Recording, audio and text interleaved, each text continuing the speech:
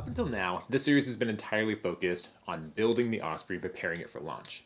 But our work doesn't stop at the product launch. In fact, it's just beginning.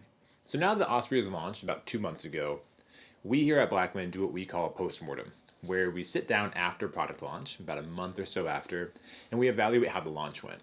We evaluate how our marketing was communicated. We evaluate, did we sell as many as we thought we would? Are people enjoying the product like we thought they might? Do we make any mistakes in product development? Do we make any mistakes in marketing? Do we make any mistakes in web design? We analyze all these things and we decide what to do going forward. Did we learn any lessons? There's always a lesson to learn. Do we need to do anything with the product itself? Do we need to change the way we launch products in the future? Or do we actually do a great job and maybe there's nothing to learn? That's never the case, but that's what we do.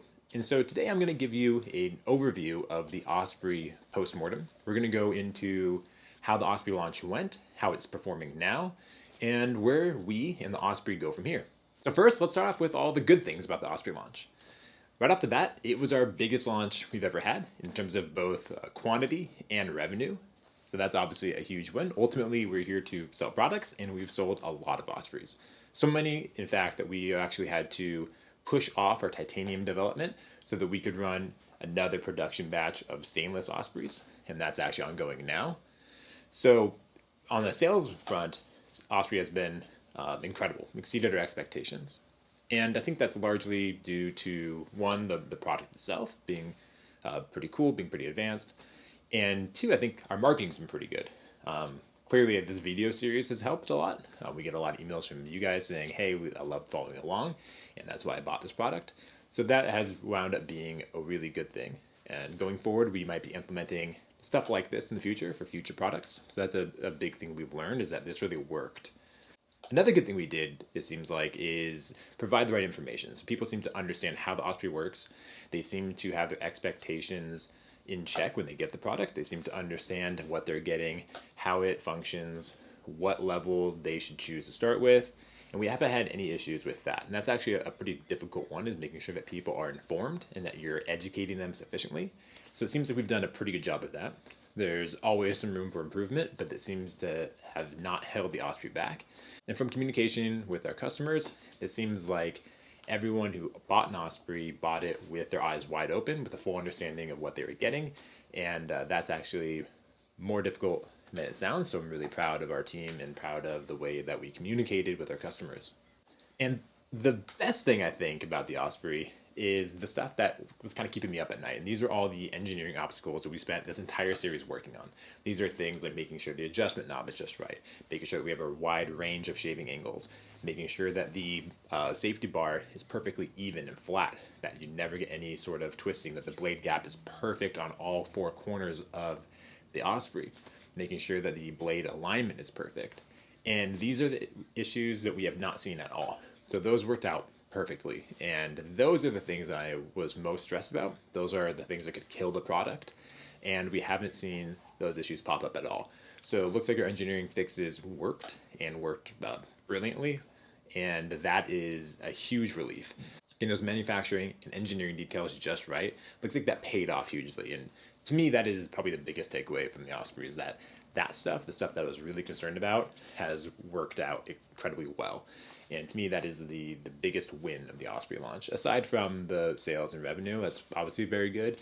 But just the fact that everything that we were stressing about was resolved, that is a huge win. But it's not all great news with the Osprey. It's never that way for any product. Anytime we launch a product, we think we get it perfectly right. There's always something to be learned once it gets out into the wild and it gets into the hands of hundreds of people using it every day. We always learn something new that we didn't expect during development. And that's true of the Osprey too. So first, let's start with the biggest issue that we've seen. And it's that people have a hard time reading the engraving numbers on the adjustment knob. It seems to be a particular problem with people who use glasses or who take them off during shaving, or people who just don't have super sharp eyesight. And we learned a big lesson here because we didn't think to put the razor in front of people who have different vision than we do. Most of us here in the office and most of our testers even are relatively young, have relatively good eyesight, or they just keep their glasses on while shaving and it's not a problem. And so for them and for us, the engraving has been totally sufficient. We can see these numbers really easily.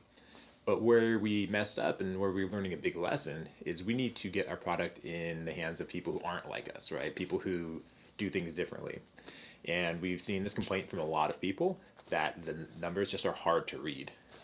Seems to be especially true, like I said, of people who wear glasses, also people who are older. And so we're going to learn a really big lesson here in that when we do a product in the future, we need to get our razor into the hands of these kinds of people who have different experiences than us. And so we can learn how to predict how their experience will be with the new product. And first, I want to say that for most people, still, the numbers have been sufficient. But there's a large enough section of people that it's clear that we probably should have made them more robust. So going forward for batch 2, we're working on getting those engraving details to pop a bit more. We also, which I'll touch on in a second, we're going to be offering some new finishes. The polished finish that we are working on right now already brings out those numbers a lot, probably about twice as visible as they are in the machine finish, because basically the polishing shines up the outer surface and then the inside surface is still matte, so now you have a contrasting color scheme and they pop significantly more. But we're also going to be working on just shoring up those engraving, going deeper, maybe a little bit bigger, and we're prototyping that now so that we can roll that out in the future and resolve that problem entirely. So that's really to me, the one that we could have done the most to avoid.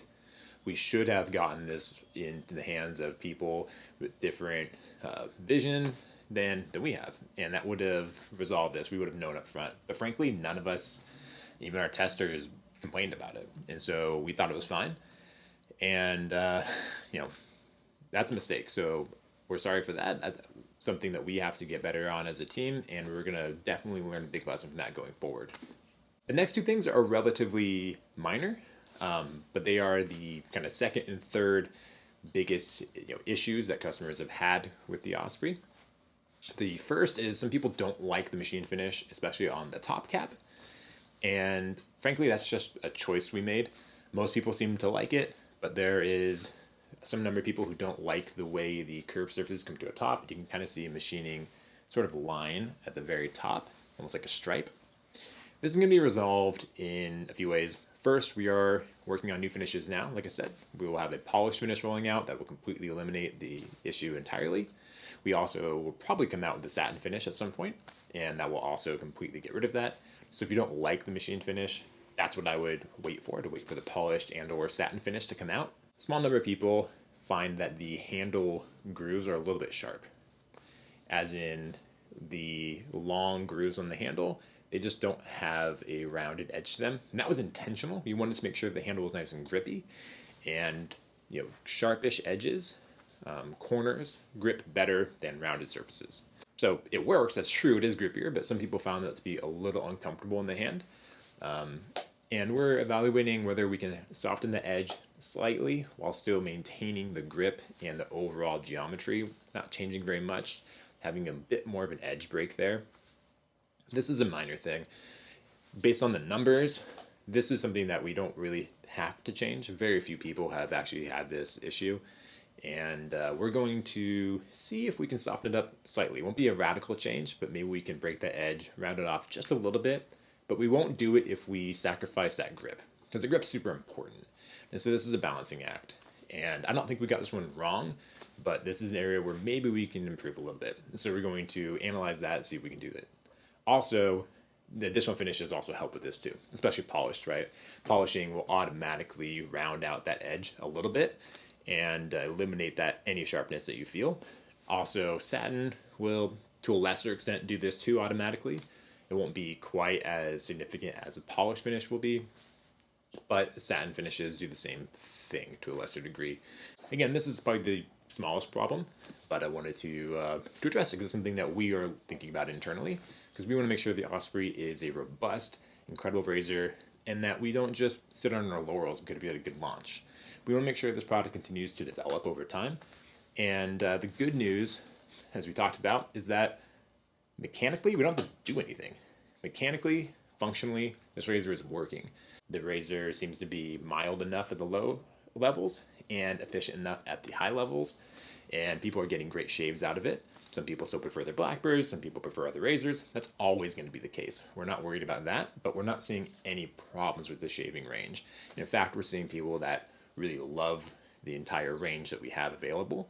We have a lot of people who are shaving on levels 3 and 4, and it's working out exactly as we expected, where people are not using the entire range, but they have it available to them, and they're finding their sweet spot, usually on one half or the other of that range.